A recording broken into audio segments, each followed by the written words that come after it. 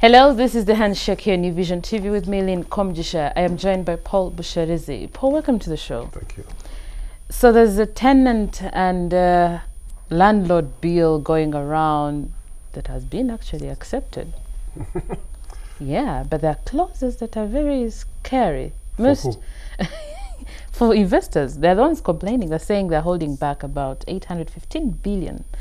That is a lot of money to hold back because allegedly, they are scared of certain clauses they claim are not pro-growth, pro-sector growth rather. Why are they scared?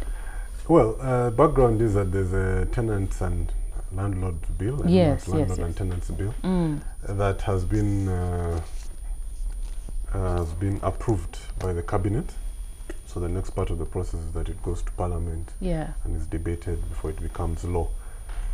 So these investors are worried about, I think, two particular clauses in the bill, among others, but two specific ones. One is the bill is going to seek to put a 10% cap on any increments in a year. So, for example, if I'm a landlord and I have my rent is at 1 million shillings per month, let's just say, I can't increase it more than 100,000 shillings.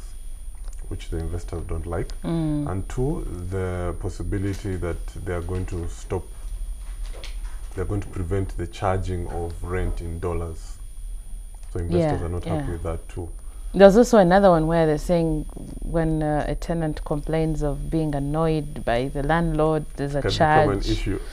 and they're not amused. Yeah, well, I think that particular clause is there's an attempt to strengthen the rights of the tenant in the house. You can't just be run over by the landlord. I'm sure when they operationalize it, it wouldn't necessarily mean. I mean, by the time the process of complaining by the tenant will also be a long one, and so it wouldn't be as straightforward as him just jumping up and down whenever he feels like. I know. I shouldn't be concerned about that, I think. Yeah. So does this they're holding back of this money, does it have any deterrence on the existing local, foreign, and of course the ones that are currently existing investments in the real estate? I mean, first off, it is wrong for the government to try and put an arbitrary figure on things, like for example the 10% increment per year.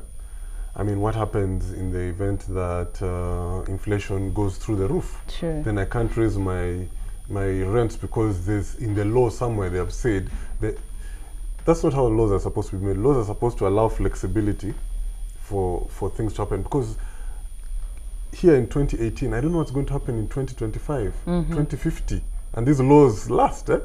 So you shouldn't put such arbitrary caps. There should be a way to say that maybe landlords should only should have reasonable increments, shouldn't allow for reasonable increments, which they would probably have to justify to somebody or the other. Then a landlord at that point would say, look, I have to increase, just like the way they do for electricity tariffs. They come and they say the exchange rate has moved like this, inflation has moved like this, and other supplies have moved like this, and therefore we're increasing the tariff by this amount. If you put a cap, even me as an investor, I'm like, that place is a dead end. What if something happens? As I described, a few years ago, inflation reached 30%. They're going to tell me to leave my rents at 10. I can't even move beyond 10%. I'll be in trouble. So I understand the concern of the investors on that one. The second one, of course, is the one of foreign currency. The challenge is that there are a lot of guys, there's a lot of investors who invest in real estate and they borrow their money in dollars and they repay back the loan in dollars. So it's their way of passing on the risk to the tenant. Of course, the tenant is not amused, especially the way that our dollar moves, our shilling moves, and the tenant will keep seeing a fluctuation. But the truth is, by trying to put a control on this thing, you're creating the situation that you don't want, which is what you want as a government ideally is to have as many houses as possible. True. The competition will be so stiff that even landlords will not be able to, even if they are borrowing in dollars, they will not be able to charge in dollars, because the competition, tenants will say, okay, well, if you want to charge me in dollars, I go elsewhere. Now, when you put that thing, as you've said, the investors are keeping their money back. Yes, because they're saying this thing has changed, the situation has changed. which is going to create the problem you have been trying to fight, which is keep rents Low. manageable. Oh, yeah.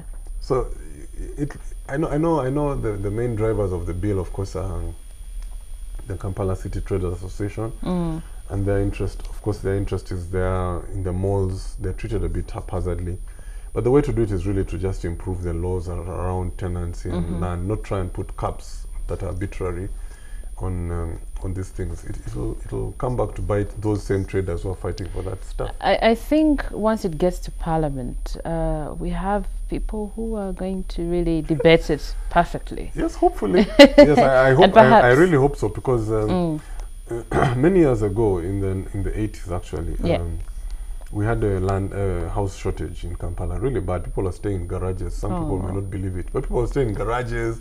People are staying in toilets. Yeah. No. Yes. No. People are staying in toilets. People are staying in guard houses. Okay, yeah. And so there was a shortage of thing, and I remember, but I remember reading, debates from the time. There's a group that was saying, I should not allow people to charge in dollars. And the government says, listen, let them charge in dollars so that they can invest in the sector. And we have more houses. Of course, as a government, we can't build houses. You can see the only houses government has built in the last 30 years are Sunset Apartments and I don't know, some small little things. They've not even built as many houses as Bugolobi in the last 30 years. So government says, look, we can't afford to build. Let the private sector build. And thankfully, they didn't listen to the people who are saying don't charge in dollars, because it's the attraction of being able to do that has brought people, and hopefully has kept rents. Rents could have been very much worse than they are now. Absolutely. So the trick is really for government is not to try and put those artificial caps, but to actually incentivize the landlords, not landlords, the investors to invest more and more in housing. But they don't want to conflict with us, the tenants. So no, of course they don't. But you see, if there are more houses, if there are more units, whatever, houses or office space, it stops being what they call a seller's market. It's the tenant now who decides, says, how much are you giving me? You say, in commercial space, 50,000 shillings a meter square. He says, but my friend there is giving me 35. Why are you telling me? You go. And that's what we want the situation to be. Right. So the bill is supposed to be in Parliament for, debate and a way forward. Hopefully some of these clauses will be looked into, and I hope it won't be trashed like these other things. So, well, we need the houses. We need a lot of things to do with the tenants and the house and the landlords. They have very many issues, but that thing of annoyance. Yeah, no, there shouldn't be anything to worry about. Crazy. Yeah. Very interesting. All right. Thank you so much, Paul. You're welcome.